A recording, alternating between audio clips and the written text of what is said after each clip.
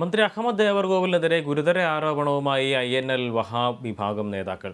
Ahmed ദേവർകോവിലും UDF തമ്മിലുള്ള അന്തർധാര സജീവമാണെന്ന് നേതാക്കൾ ആരോപിച്ചു. അഹമ്മദ് ദേവർകോവിലിനെതിരെയുള്ള ഒരു ആരോപണങ്ങളും UDF ഏറ്റെടുക്കാത്തത് ഇതിന്റെ ഭാഗമാണെന്നും വഹാബ് വിഭാഗം നേതാക്കൾ കോഴിക്കോട് ആരോപിച്ചു.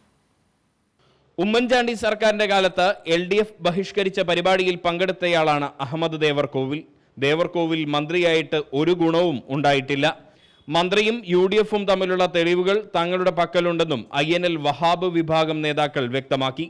മന്ത്രി എന്നുള്ള നിലയിൽ അഹമ്മദ് ദേവർകോവിൽ പങ്കെടുത്തു. അങ്ങനെ ഈ പാർട്ടിയിൽ സ്പ്ലിറ്റ് ഉണ്ടായത് ഇദ്ദേഹം മന്ത്രിയുടെ ശേഷമാണ്. മന്ത്രിയുടെ ശേഷം അദ്ദേഹം തന്നെ സ്വയം സംസ്ഥാന പ്രസിഡന്റായിട്ട് പ്രഖ്യാപിക്കുകയാണ്. അത് പ്രഖ്യാപിച്ചത് എന്തിനാന്ന് വെച്ചാൽ, മന്ത്രി എന്നുള്ള നിലയിൽ അദ്ദേഹത്തെ LDF യോഗത്തേക്ക് വിളിക്കുമ്പോൾ സംസ്ഥാന പ്രസിഡന്റ് എന്നുള്ള ലെവലിലാണ് എന്നെ വിളിക്കുന്നത് എന്ന് കൂടെ നിൽക്കുന്ന അണികളെ പറഞ്ഞ് പറ്റിക്കാൻ വേണ്ടിയിട്ടാണ്.